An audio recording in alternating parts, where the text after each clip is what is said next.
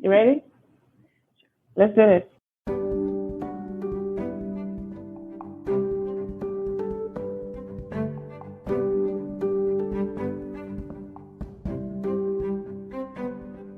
All right. Hello, everyone. Welcome back to another episode of the GROklahoma podcast, where we spotlight the people shaping the future of clinical and translational research in Oklahoma and beyond. Today's guest is a strong post-baccalaureate trainee supported by the American Cancer Society. The ACS Strong program aims to diversify the next generation of cancer researchers and healthcare professionals by supporting trainees from historically excluded communities. Through this program, emerging scholars like my guest today gain structured mentorship, research experience, and a strong foundation in translational science. She recently graduated from the University of Oklahoma. Congrats to her, by the way, where she earned degrees in human health and biology and Native American studies. She's currently prepping to enter pharmacy school, bringing with her a passion for Indigenous health, preventive care, and the power of culturally responsive healthcare. In this episode, we'll explore her academic journey, lived experiences, and how they inform her commitment to equity in healthcare. She's, done a lot of work in just research so far, and I think it's just nice to bring someone who is still upcoming to the podcast so we can explore her story. Everyone, please join me in welcoming Ms. Hope Reeves to the podcast. Hello, Hope. Hi, thank you for having me. Of course. And to our listeners, if you're curious to learn more about the American Cancer Society, especially what they do beyond supporting people like Hope, check out episode 18 with Ms. Michelle Fair, who's the Senior Director of Philanthropy at the ACS. Okay, back to you, Hope. Welcome to the podcast. Let's start with your story. Tell us a little bit about how you grew up, especially the early experiences that must have drawn you to what you're currently interested in doing today. Or what you're doing today, rather. Yeah. Oh. Yeah, so I grew up in Temple, Texas with my mom and a bunch of my siblings. Really, I kind of grew up with everybody in my family because we're all like very close together, I guess, which is kind of why I'm so community driven because I've always had like this big support system behind me. But yeah, it was always constant running with all of them, whether it be like sports, traveling, or just like family stuff in general. I guess they're probably really the reason why I've gained like an interest in healthcare early on, just because like with sports, there's sports injuries, so PT, just like the usual like sprained ankles and stuff like that from basketball and all them other sports. And then like with my mom and my aunts are all diabetic, so constant like medication changes throughout the years and stuff, especially like dealing with the IHSs. I don't know, so I guess like was seeing like the different aspects of those that kind of like fueled me to go towards biology, because I went to a community college in my hometown, and that was like one of the career path choices degree choices I could choose there, since there wasn't that many that would help lead me on into the healthcare journey. As for like my Native American studies one, if I'm being honest, I really didn't know that was a degree option until I got up to the University of Oklahoma. I transferred into OU back in 2020, so still like pretty early COVID pandemic era. Yeah. And so I didn't know much, so I stuck with biology, at least until I got farther into my career. And then into my academic career. And then that's when I switched over into anthropology, medical anthropology with human health and biology, that kind of like helped focus on like the society itself and why they were affected by certain diseases or why they like favored certain things. But back to the Native American studies, it wasn't until maybe like 2 years after COVID started to cool down, in a sense, that I found out about Native American studies. And because like I was already trying to get reconnected with my culture up in this area, that I had taken so many like NAS based classes, like Native American studies, and then I think it was like gender and sexuality in Native Northern America and stuff like that, that I had already checked so many different boxes. And so once I found out, I talked to an advisor, and I was like, oh, maybe I should go ahead and add this on as like a dual degree or double degree or something. And so I joined it, and that's what I did. Wow. Thank you for just, breaking that. I have some follow-up questions. So what's your tribe, by the way? And is that something okay to ask, by the way? Yeah. So I am enrolled Choctaw, but I'm also a descendant of Chickasaw. Oh, wow. That's good to know. And so we've had Yeah, we've had Dr. Comiford, yes. She was from Cherokee Nation Health Services, and she really, enlightened us a lot about Native American and American Indian health, especially just the diversity, in that population.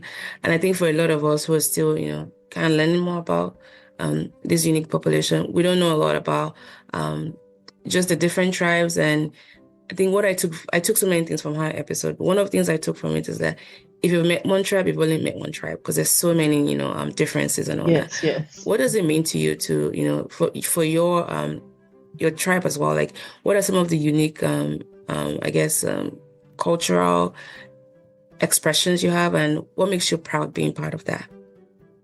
Well, I guess with my tribe in general, she's right. We're all so very different. We all have Yeah, different ways we speak, different way we talk, different customs, clans, everything. yeah.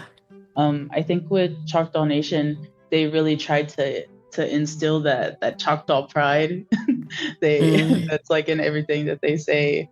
Um, I also think they're very lucky too, with where they sit in like the different revenue and opportunities that come to them, especially being like I guess just considering their healthcare in general by itself, because they have like some of the bigger facilities and stuff, so they can offer a mm. lot more to its citizens. Thank you. Thanks for that education. And then in your family, like how many siblings did you grow up with? So I have 10, well, correction, there's 10 of us, but about like 4 to 6, because they're all older than me. I'm the youngest, so Uh, like 4 to 6 probably max at a time, but yeah, you're the they're always youngest of there. 10. Yeah. What? hmm Wow, wow. How many brothers and how many sisters?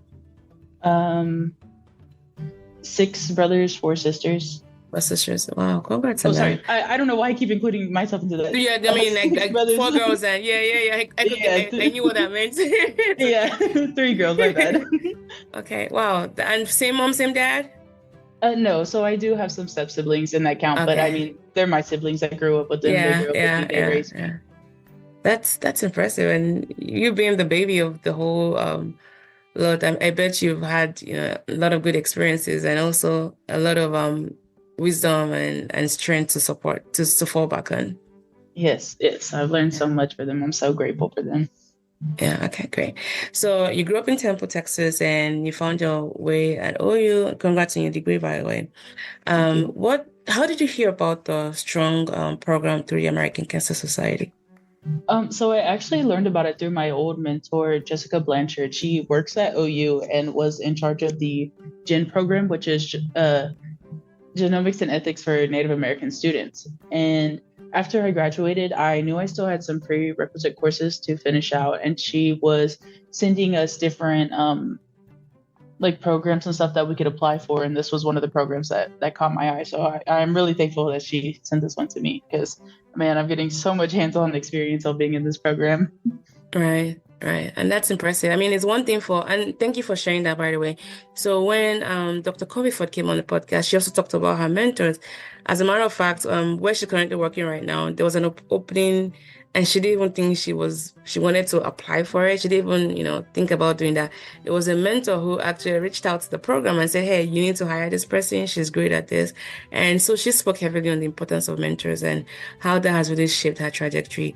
And I'm glad to hear you mention that as well. We talk a lot about, how people got to where they were. But if I were to run a thread as to what's that commonalities is the importance of mentors. So thanks for speaking to that. And kudos on you for following through. Because it's one thing for your mentor to recommend it. It's another thing for you to actually follow it through, right? How was the experience applying? And were there some moments where you felt some, doubts about, will I get in? And, not feeling adequate enough and all that. And I'm curious to ask that because, as you can imagine, in these formative years of your life, especially to those who might be listening, we go through that moment of, what if I don't get in? What if, I don't get accepted, right? Yeah. Well, I was a little scared at first. Well, okay, so let me start with saying for the program, for the 2 years that we're here, there's 4 people in the cohort. There Nice. was already 3 individuals that had started in August, and I had found out about the program, I believe, in October, right before the due date was actually, or I guess like a couple days before the deadline. And so I applied for the program, and then I got like, the general like, oh, thank you for applying email. We'll let you know to set up like a formal interview. And then like after that, I didn't really hear anything. I was like, oh, I guess that was it. and then Don't you hate when that happens? yeah. And then December rolls around and I get an email and I'm like, oh wow, I got it. I was really happy. I was excited because, like I said, I had 2 more classes to do, and I'm like, well, I don't really know what to do after I'm done with those prereq courses besides just apply for grad schools. And grad schools let see that you have experience. I'm like, I need to start doing something somewhere. So I was happy. And then literally right after December, it was so fast because I had to get all my stuff turned in. I had to apply for grad school up here for some courses that go along with the program, and then I think I started in January, right as the new semester started. It was so fast. Nice. Now, and this was what year? 2020? Was it last year? Yeah. No, it would be this year. This year? Oh, January. Okay. Oh, wait, correction. No, wait. I'm sorry. I think I messed up my dates. It's okay. Take your time. Yeah. Yeah. Was it this year? It was. Yeah, January 2025, I believe, is when I started. Congrats on that. So, what does if you were to put into words, especially for those who are not familiar with it, how would you describe what the Strong program means to you personally and professionally? Yeah, well, on a personal level, I guess I could say it's like validating, because it kind of reminds me that my voice matters, even in like spaces like research where like the Indigenous perspectives aren't always seen. And then the individuals in this program, they're constantly working hard to like make sure that that individuals from underrepresented groups get the opportunity to be in these spaces that weren't like originally built for us or built with us in mind. And then professionally, I mean, it means that I'm a part of a group that like values the inclusion and like what I'm trying to say is like, it means like I'm a part of a group that values inclusion, and like they really want to make a difference. So it's kind of pushed me to think more deeply about how research can actually help people, which is why I'm getting more into like the preventative care aspect of research. So yeah.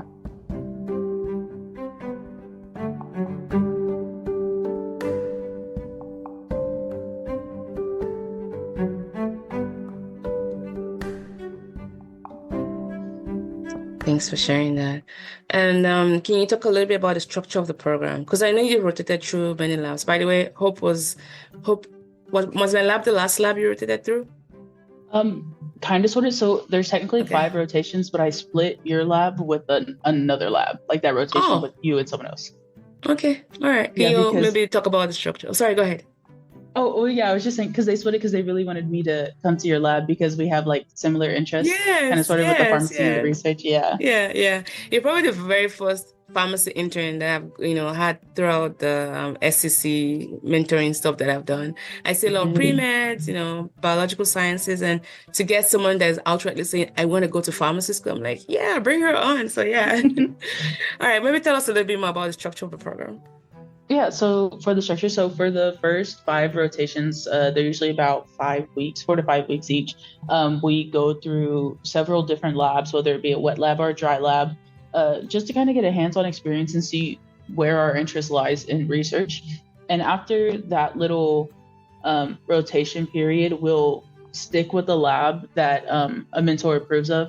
Or correction, if the mentor approves and likes us, we can stay with them for the remainder of our time here in the Strong program, which is up to 2 years max. And then throughout the whole course, we also take additional like upper graduate level courses. And then we also do different like little seminars and sessions to kind of build our foundation for graduate schools, just kind of like preparing for it. And then if we get accepted into a grad school beforehand, I think at like the 1 year mark, we're allowed to leave and go to the graduate school, I believe. But yeah, it's a lot of hands-on learning experience, which I'm really valuing right now. Because I don't think I've ever stepped foot in a wet lab before, besides like what you would get in like biology class in school. Yeah. And there's so much more depth to it than what you just learned there. I mean, that's just spot on what you said. I think for a lot of us, we tend to focus like doing things that we think might end up helping us with our path, right? And there's nothing wrong with that. But I always also advocate for, by process of elimination, even if you're not sure if you're going to end up doing this other thing, just try it out and see. Like you didn't even know about wet labs. Perhaps maybe in the future, when you think about what kind of pharmacist you want to become, because as you know, we come in different kinds of variants. You can be like, I have done wet lab and this is not for me, but I know this because I have done that before in the past, right? So being open to as many experiences as possible. That's what I was just trying to summarize to my story. So thanks for sharing that. My next question for you is, what has been your most significant learning curve or aha moment since joining this world of clinical and translational research? I guess that would just be like how much power researchers actually have, not just in like asking the questions, but in deciding who gets to like sit at the table with them and figure out how the projects are going to work and be structured. And then I guess on top of that would also be the trust aspect. While I've been with this program, I've been to several conferences so far, and I feel like a majority of the researchers' presentations that I've listened to, trust has been like a big factor in their projects. Even some of them have like whole dedicated slides for it inside of their project. So I'm glad to kind of see that being implemented into their work too. So it was just kind of crazy seeing how many of them are, what's the word? Not, sorry. Just how they're just trying to bring that out and like put a big emphasis on the trust aspect in the research. I see. And so you've gone through several labs. It's broken down into 5, right? And so thanks for sharing that structure of the lab. How do you see your experience so far with this program complementing your future role as a pharmacist? Well, to me, I'm hoping that pharmacy is going to be more than just sitting in a clinic and just handing out medication. I want to be able to understand like a person's full health story, and with research, I think it'll help me better understand questions and think like more critically on what's going to work for those people and their communities, especially in the ones that get overlooked. But yeah, I just kind of want to be a part of like the research for that, or be a part of research that's community driven and that's really going to focus on improving care for both natives and any other underserved populations. Okay, that is great. Thanks for sharing that. And I guess the next segue will be talking about Indigenous health. So thanks for sharing just a little bit about your culture and the importance of that to you and all that. And you have also expressed a strong interest in Indigenous health. Like when you talked about, you didn't even know there was something like Native American studies until you got to OU, and that kind of drove your passion. And even drawing from how you grew up and the experiences that really opened your eyes as to why, this focus needs to be more magnified. Can you talk a little bit about some misconceptions people might have about Indigenous health that you'd like to correct? Yeah, definitely. I think one of the biggest ones is probably, or one of the biggest misconceptions that we probably hear most of the time is that all Native people get free healthcare.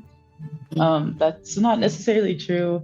I guess the better way to phrase it would be that some Native individuals have the potential to use free healthcare, but access is really determined kind of by the IHS facilities and the clinics or tribes that run it. So like, it depends on where you live, what tribe you're from, if you're enrolled, or what kind of funding is available. Like I remember my mom having to travel from Texas to Oklahoma to get a second opinion because she had a mass on her kidney. Well, we had gotten up to the clinic up here in Oklahoma, and the screenings and stuff at her appointment were all covered, but we tried to like inquire to see if she could have her surgery there.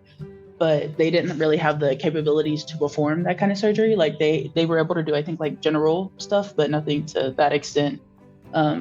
so she still ended up having to pay like out of pocket, like before insurance kicked in for that surgery that she needed. And then I remember at another facility, I had a friend who had been sick, and I drove them to the clinic so that way they can go through the walk-in because they said they wanted to go. And as we're sitting in the car, she's on the phone with the people inside because it was still kind of COVID era, so she wasn't allowed to go inside. We had to wait outside in the vehicle. Yeah. And so as she was on the phone with them, she was going through her list and she was filling out the paperwork. And then some guy came, got the papers, took it inside. Well, a couple minutes later, the lady had called her back and was like, "Oh, sorry, you're established elsewhere. You can't come into this clinic," which was something something I had never heard of before, because we So had it doesn't several have friends. portability. Oh, I didn't know that. Yeah, Wow. it was weird because she is established at another clinic, but we have other friends that are established at that clinic, and I'm also established elsewhere too.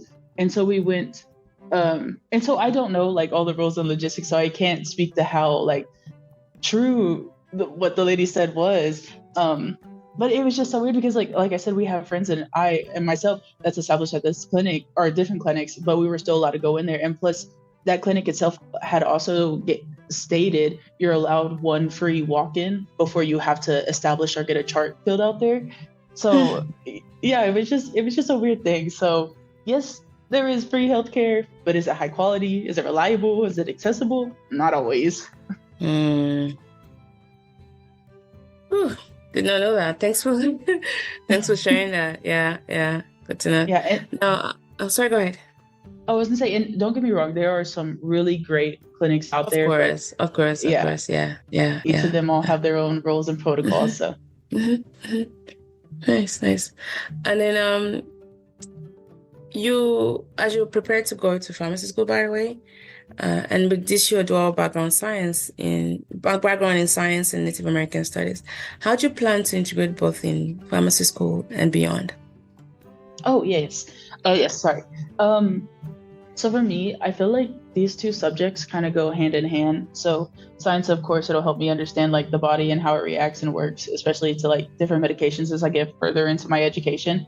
And then Native American studies kind of helps me to understand like people's real life experiences with health, sorry, as it was shaped by like things like historical trauma and policy and culture and just things like that. So in pharmacy school, I kind of want to be able to like speak up more for like culturally grounded education, if that makes sense. And then like long term, I would hope to be able to work in like a place that I can do both science and cultural knowledge, where like they're put on equal grounds, whether if that's in research clinics or even in teaching. I know I did an internship a while back at Alaska Native Tribal Health Consortium, I believe is what it's called. And there were a bunch of individuals there that were able to split up their time between the clinic and research. So that's kind of what I'm hoping to do. Like I'm hoping that more places are going to be able to put that together so that way they can kind of level out those grounds so it's more equally distributed throughout the healthcare system. Yeah. Very, very robust. Thank you for that, Hope. I think you've answered this question, but I'm still going to ask it, perhaps to see if I could squeeze a little bit out of you with that. What kind of pharmacist do you hope to become, not just in your role, but in your impact? Well, originally I wanted to go into drug development and discovery, that kind of like area of a pharmacist. But at the same time, like you said, there's so many different routes, and I'm still learning about new ones, about where pharmacists are and where they can go and what they do. So I'm not quite sure where I want to go. But I mean, wherever I go, I hope I'm a pharmacist that people can trust, not just because like I know the foundations of my job, but because I want to treat them with respect and care. And I hope to serve these underserved communities in a way that can make them feel seen and heard, just because I feel like with all the Western ideals that have been placed into these hospitals, there's room for improvement and to a way to add their voice into these new healing ways, I guess. Right. Thank you. Now, for those who might be listening to this, especially students who might be from, predominantly indigenous, backgrounds, and might be considering a path in health research or pharmacy, what kind of advice would you like to give to them? That's a good question. I guess maybe like the biggest thing is that you belong. I mean, especially in, like I've been saying, I think I've been really repetitive throughout this interview, I feel, but I feel like that's a big thing. You belong because like in these spaces, they weren't really built for us, or they weren't built with us in mind, but that's exactly where we need to be, because our voices need to be put into those situations where we can be heard. And so that way we can get the help that we need to.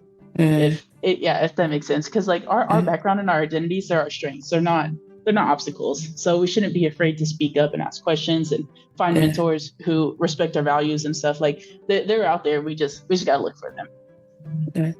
Yeah, I love that. Thanks for speaking to the importance of that. Thank you. And then despite just still in the formative years of just what you plan to do in the future, you've done so much, especially in juggling your academics, advocacy, and your love for research. How do you stay grounded or recharged? Well, if I'm being honest, I'm still trying to figure that out. Burnout is a real thing, and I think Tell me about it. yeah. I think I've come very close to putting aside like my wants and like my career path just like for a bit, but like I feel like staying close to my family and friends and like even my culture has kind of helped me stay grounded and realize why I'm still on this path. Yeah, I honestly think it's them and my culture. Like if I'm not hanging out with my friends, I'm playing stickball. If I'm not doing that, I'm with my family. It's just, I guess those are the best things. That and rest. I couldn't tell you how many naps I took during my academic career. Thanks for that. So as someone early in your career, what does the future of healthcare look like to you? Well, honestly, I think our future is kind of here already, is what it feels like. Because we were already taking these, I don't want to even say baby steps, they're big steps to having like our community needs reached within healthcare. That's kind of where I picture it within the future, or even now. Because I mean, when I was with y'all, I don't want to say lab because our dry lab. When I was with you and your team, sorry. It's okay. No, you can say lab. You can say lab as well. It's okay. Y'all did such a great job of like incorporating the community's values and ideas into y'all's work, and like even meeting with them and talking with them. That's the future right there. y'all are helping them shape the research world and even healthcare, because without their input, we wouldn't know what we're doing. Yes. And thanks for speaking to that, by the way. Now, in many workplaces, we see multiple generations working side by side, right? What do you think the older generations misunderstand about yours? And my goal for this question is to see how we can foster better understanding, collaboration, and also mentorship across generations. Basically, what do you want the older generation to know about your generation, and how can we work better together?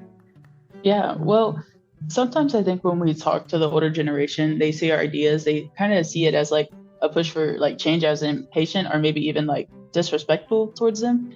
And I don't think we really mean it as that. We're just trying to build on what they've already started by introducing like new tools and fresh ideas, or just a new perspective. And so, yeah, I don't think that's how we're trying to come at them. Like, we're not trying to overrun their ideas. Like I said, we're trying to build off of them and like kind of help inspire new things that could be beneficial for everyone. And so I guess like how we can like foster that, it's just by having conversations with them, and listening to them. I feel like having mentors and like mentees that are open to building off of each other's ideas, that'll like help us bring in experiences and new energy together. It's kind of like a win-win for everybody. Yeah.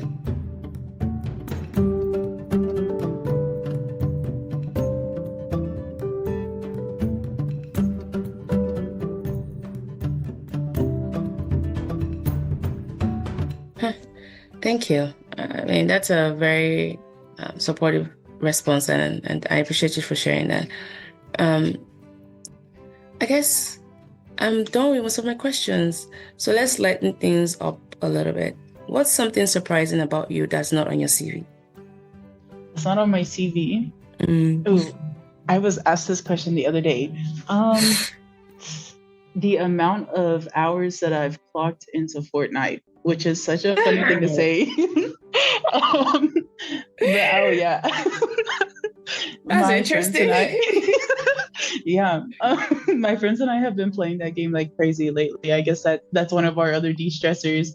Um, You gotta find it somewhere. yeah. Okay. Okay, that's good to know. What's your favorite Oklahoma food or relaxing spot? Oh yes, favorite Oklahoma food. Ooh, that one's kind of hard. I know in OKC they have Tamashi, which is like a ramen shop. That place Yeah. is so Tamashi good. ramen? Yeah, yeah. You Yes. like it? Oh, yeah, it's so good. And then What's of your course, favorite ramen bowl? oh, my favorite ramen bowl. Mm. Probably the tonkatsu one. Oh yeah, the pork. Yeah, yeah, Yeah, yeah, yeah, and yeah. I always get like is it shishito peppers? Like Yes, on the yes, side on with top them? of it. Yes, yes, so good. Roasted ones. Yeah, yeah, I like it. Yeah. Mhm. Is it truffle oil, I think? Yeah. Yeah. You were gonna say something else before I interrupted you, sorry. Oh no, you're good. And then I was gonna say probably right with it is probably Indian tacos. I have to say that one because I'm Uh, biased. Yeah, they're so good. Especially there's a place down in Shawnee.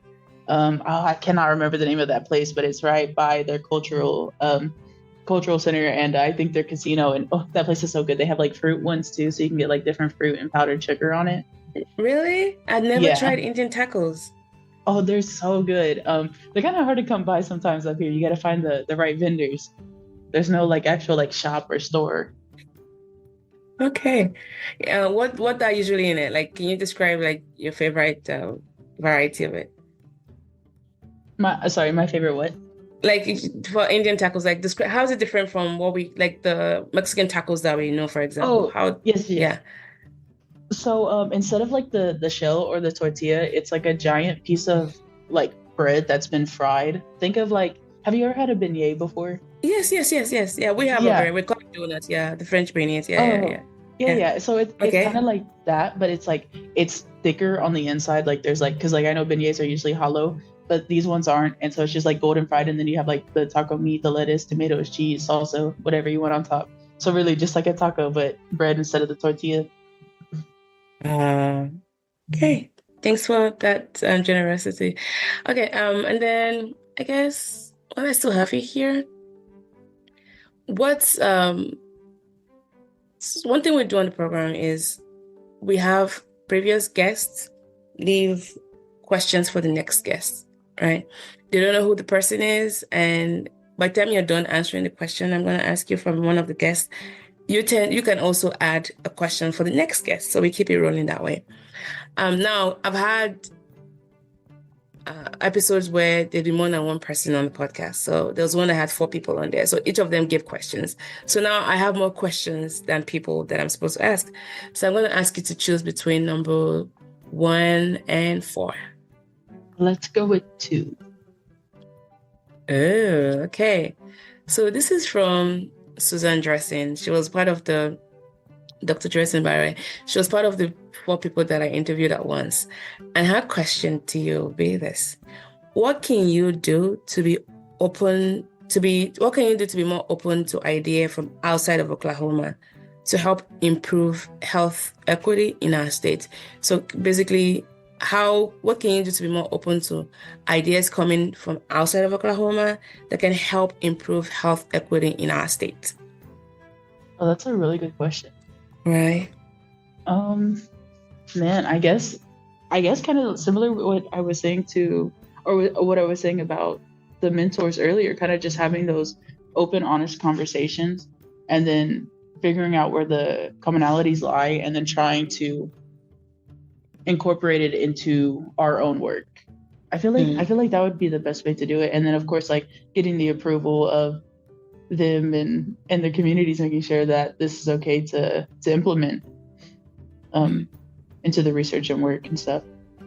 I hope I was able to answer that question. Oh, no. I mean, yes, you did. So now, as a way to kind of keep it up for the next person, what questions would you like to ask?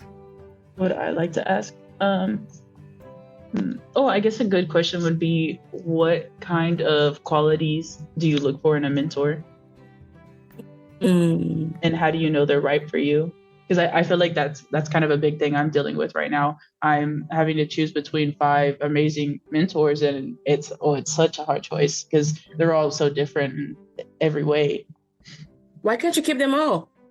I know. I'll just split my weeks up. I Yeah, get you each of can them for for one real. You day. can, yeah, you can. So the way I see mentoring, I see it more like you're this serial dater in a way. You're dating different people at different times, and you have one fulfilling one aspect of your life. You have to have mentors for different things. There's no one person that can fill all those needs, right? That's true. And then manage those time very well. So mentors you're able to meet with maybe once every month or once every 3 months, but you know that at that time you're meeting with them, whatever they provide to you can stretch you for like, between the next time you meet with them, right? And as a mentors, it might be easier to kind of like text back and forth with because they have that bandwidth. So think of how Mhm. you can structure, basically think of how they can help you. And if they're all 5 of them want to help you, then you think about how you can even what's the word? Use them in a way. And I don't want to say use because it sounds very exploitative. Another thing you can also think about is I had 2 mentors at a time that I realized that I really wanted to keep working with them, but it was hard to like meet with them separately. So I reached out and said, hey, is it possible to combine our meetings? And guess what? That's what we did. But personalities also matter. You can't just put one person and that person that don't work all together. So again, these are just some ideas I'm throwing out there, but you can keep them all. You just have to manage those time wisely.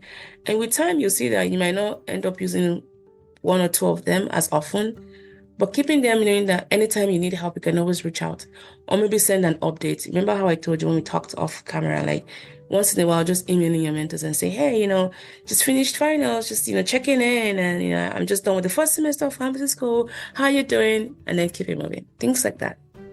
Yeah, that's right. That was really good. Those are really good Yeah. advice. Or that was really So don't good. think of it like it's the same energy all the time. That would be very stressful. But, Mhm.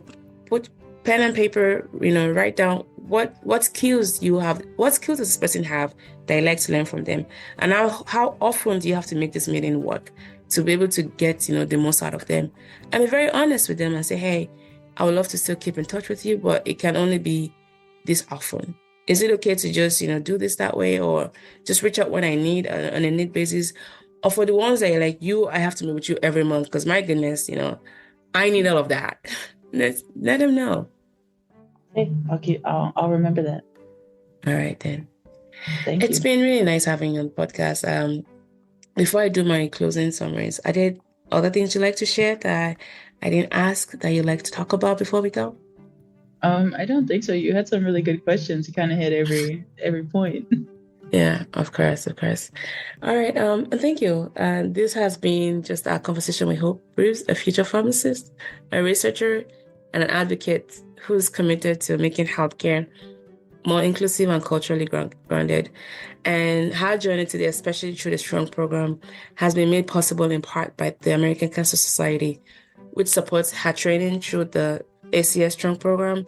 And as we talked about earlier on, this initiative is really designed to nurture diverse voices in cancer research and healthcare leadership, as well providing opportunities for these early career scholars to engage in high impact, equity driven work. So we're incredibly proud of, to highlight trainings like Hope and the work being done to bridge research and community right here in Oklahoma and across the country.